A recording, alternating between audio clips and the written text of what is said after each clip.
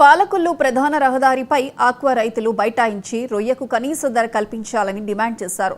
స్థానిక జై భారత్ క్షీరరామ ఆక్వా రైతు సంఘం పిలుపు మేరకు పూలపల్లి వై జంక్షన్లో ఆందోళనకు దిగారు. రొయ్యకు కనీస మద్దతు ధర ప్రకటించాలని ఆక్వా ప్రాసెసింగ్ ను ముందుకు తీసుకువెళ్లాలంటూ కూడా సూచించారు.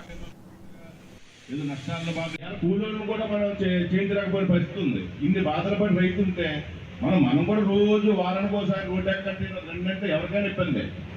అసలు దీనికి పరిష్కార మార్గం లేకపోతే అసలు కొనకపోవడం ఇటువంటి పరిస్థితులు ఉండడం వల్ల అలా ఆ కంపెనీలు కూడా మనం వాళ్ళందరూ సిండికేట్ నేను చెప్తాను. ఈ లోపల ఎవరైనా సరే మనం ఎందుకంటే నిన్న కూడా మొన్న 2-3 రోజుల కిందట కొన్ని కంపెనీలు రైతు సమస్యలు ఏదైతే ఉన్నాయో ఆ రైతు సమస్యలు పరిష్కరించకపోతే క్రాప్ హాలిడే ప్రకటించాం.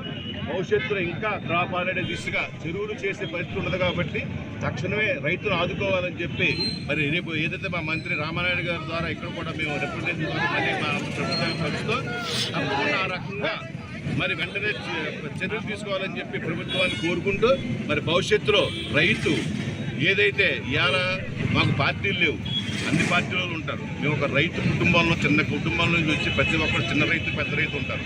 ఇవాళ దీని మీద కొన్ని వేల మంది వల కార్మికులు రైతు కార్మికులు దీని మీద పనిచేసే కార్మికులతో పాటు దీనికి సంబంధించిన సప్లై చేసేవాళ్ళు మరి ఎంతోమంది వేలాది మంది కోట్లాది మంది లక్షలాది మంది దీనికి బలైపోతారు. కాబట్టి ఈ వ్యవస్థ నాశనం అయిపోతుంది. కాబట్టి తక్షణమే ప్రభుత్వం వెంటనే స్పందించాలని చెప్పి మేము కోరుకుంటూ భవిష్యత్తులో ఏదైతే ఈ సిండికేట్ వ్యవస్థ ప్రాసెసింగ్ ప్లాంట్ కానీ ఫీడ్ కానీ చెప్తున్నాం మీరు కనుక ఇదే రకంగా ఉంటే కనుక మేము మరి తర్వాత రాబోయే రోజుల్లో ఇప్పుడు రోడ్డు మీదకి